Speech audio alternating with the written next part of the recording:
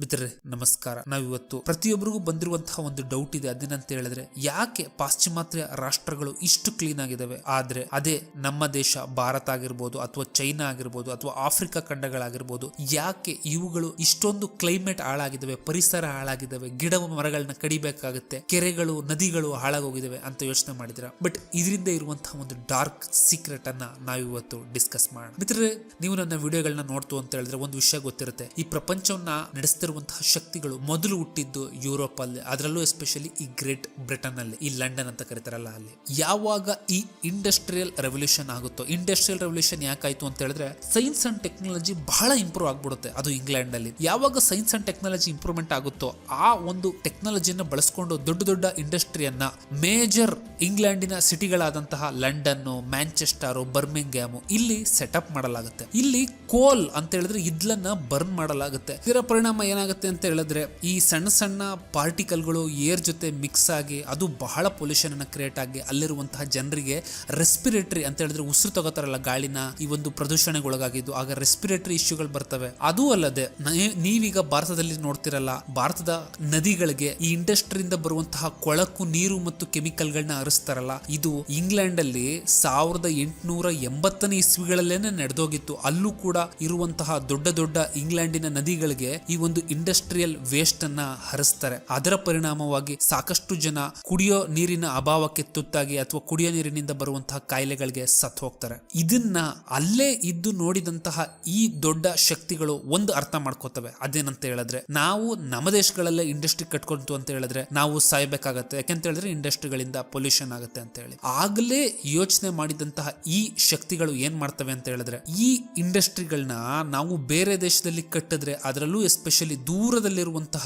ಈ ಪೂರ್ವಾತ್ಯ ರಾಷ್ಟ್ರಗಳಾದಂತಹ ಚೈನಾ, ಭಾರತ ಅಥವಾ ಆಫ್ರಿಕನ್ ರಾಷ್ಟ್ರಗಳಿಗೆ ಶಿಫ್ಟ್ ಮಾಡ್ತು ಅಂತ ಹೇಳಿದ್ರೆ, ಆಗ ಮಾತ್ರವೇ ನಾವು ಒಳ್ಳೆಯ ಎನ್ವಿರಾನ್ಮೆಂಟ್ ಅಲ್ಲಿ ಆರಾಮಾಗಿ ಎಂಜಾಯ್ ಮಾಡ್ಕೊಂಡು ಬದುಕೋದಕ್ಕೆ ಸಾಧ್ಯ ಅನ್ನುವಂತಹ ಯೋಚನೆಗಳಿಗೆ ಬೀಳ್ತವೆ. ಈ ರೀತಿ ಯೋಚನೆಗೆ ಬಿದ್ದಂತಹ ಐರೋಪ್ಯ ಮತ್ತು ಪಾಶ್ಚಿಮಾತ್ಯ ಶಕ್ತಿಗಳು ಏನ್ ಮಾಡ್ತವೆ ಅಂತ ಹೇಳಿದ್ರೆ, ಭಾರತ ಮತ್ತು ಚೈನಾ ಮುಂತಾದ ಜನಸಂಖ್ಯೆ ಜಾಸ್ತಿ ಇರುವಂತಹ ದೇಶಗಳಿಗೆ ಈ ಒಂದು ಇಂಡಸ್ಟ್ರಿಗಳನ್ನ ಎಕ್ಸ್ಪೋರ್ಟ್ ಮಾಡ್ತವೆ. ಜನಸಂಖ್ಯೆ ಜಾಸ್ತಿ ಇತ್ತು ಅಂತ ಹೇಳಿದ್ರೆ ಲೇಬರ್ ಕೂಡ ಚೀಪ್ ಆಗಿ ಸಿಗುತ್ತೆ ಅನ್ನುವಂಥದ್ದು.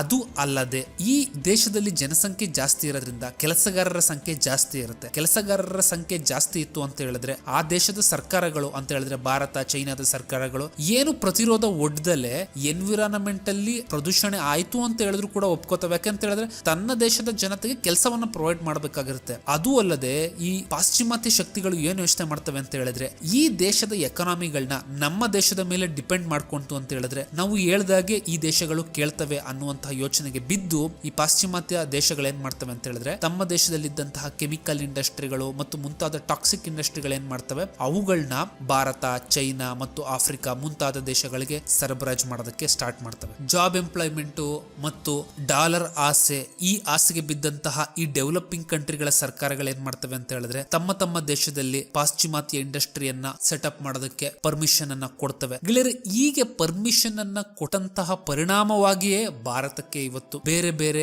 ಎನ್ವಿರಾನ್ಮೆಂಟ್ ಪ್ರಾಬ್ಲಮ್ಗಳನ್ನ ನಾವು ಎದುರಿಸ್ತಾ ಇದ್ದೇವೆ. ಹಾಗೆಯೇ ಯಾಕೆ ಪಾಶ್ಚಿಮಾತ್ಯ ಕಂಟ್ರಿಗಳು ಇಷ್ಟು ಕ್ಲೀನ್ ಆಗಿದ್ದಾವೆ ಅಂತ ನೋಡೋದಾಯ್ತು ಅಂತ ಹೇಳಿದ್ರೆ, ಅವರು ಅಲ್ಲಿಯೇ ರಿಸೋರ್ಸ್ ಅನ್ನ ಉಳಿಸ್ಕೊಂಡಿದ್ದಾರೆ ಮತ್ತು ಅಲ್ಲಿ ಈ ಟಾಕ್ಸಿಕ್ ಇಂಡಸ್ಟ್ರಿಗಳು ಸೆಟಪ್ ಆಗದೆ ಇದರ ಪರಿಣಾಮವಾಗಿ ಇವತ್ತು ಆ ಪಾಶ್ಚಿಮಾತ್ಯ ಕಂಟ್ರಿಗಳು ಅಷ್ಟು ಕ್ಲೀನ್ ಆಗಿದ್ದಾವೆ. ಮಿತ್ರ, ಆದ್ರೆ ಒಂದು ಮಜಾ ಏನು ಅಂತ ಹೇಳಿದ್ರೆ, ಇದು ಉಲ್ಟಾ ಆಗ್ತಾ ಇದೆ. ಈಗ ವಿಶ್ವವನ್ನ ಆಳುವಂತಹ ಶಕ್ತಿಗಳು ನಿಧಾನವಾಗಿ ಭಾರತ ಮತ್ತು ಚೈನಾದ ಕಡೆ ಮೂವ್ ಆಗ್ತಾ ಇದಾವೆ. ಇಂಡಸ್ಟ್ರಿಗಳು ಎಲ್ಲಿ ಸೆಟಪ್ ಆಗ್ತಾ ಇದಾವೆ ಅಂತ ಹೇಳಿದ್ರೆ ಈಗ ಅಮೆರಿಕಾದಲ್ಲಿ ಮತ್ತು ಯುರೋಪಿನಲ್ಲಿ ಸೆಟಲ್ ಆಗುತ್ತವೆ. ಆದ್ರಿಂದನೇ ಡೊನಾಲ್ಡ್ ಟ್ರಂಪ್ ಹೇಳ್ತಾ ಇರೋದು, ಚೈನಾದಲ್ಲಿ ಇಷ್ಟು ದಿನ ಪ್ರೊಡ್ಯೂಸ್ ಮಾಡಿದ್ದು ಸಾಕು, ಇನ್ಮೇಲೆ ಅಮೆರಿಕಾದಲ್ಲಿ ಪ್ರೊಡ್ಯೂಸ್ ಮಾಡೋಣ ಅಂತ ಹೇಳ್ಬಿಟ್ಟು. ಇದ್ರ ಅರ್ಥ ಏನು ಅಂತ ಹೇಳಿದ್ರೆ, ಇನ್ಮೇಲಿಂದ ಇಂಡಸ್ಟ್ರಿಗಳು ಅಮೆರಿಕ ಮತ್ತು ಐರೋಪ್ ಕಂಟ್ರಿಗಳಲ್ಲಿ ಸ್ಥಾಪಿತ ಆಗ್ತವೆ. ಅಲ್ಲಿನ ಜನರು ಇಷ್ಟು ದಿನ ಇಲ್ಲಿನ ಜನರು ಅನುಭವಿಸಿದಂತಹ ಒಂದಿಷ್ಟು ಲೇಬರ್ ಎಕ್ಸ್ಪ್ಲಾಯ್ಟೇಷನ್ ಅಂತ ಏನ್ ಕರೀತಾರೆ ಅಂತ ಹೇಳಿದ್ರೆ ಕಾರ್ಮಿಕರ ಶೋಷಣೆಯನ್ನ ಅನುಭವಿಸಬೇಕಾಗುತ್ತೆ ಮತ್ತು ಅಲ್ಲಿ ಎನ್ವಿರಾನ್ಮೆಂಟ್ ಪೊಲ್ಯೂಷನ್ ಹಬ್ ಆಗಿ ಬದಲಾಗುತ್ತೆ. ಗೆಳೆಯರೇ, ಈ ವಿಡಿಯೋ ಇಷ್ಟ ಆಯ್ತು ಅಂತ ಹೇಳಿದ್ರೆ ಲೈಕ್, ಶೇರ್ ಮತ್ತು ಸಬ್ಸ್ಕ್ರೈಬ್ ಮಾಡಿ.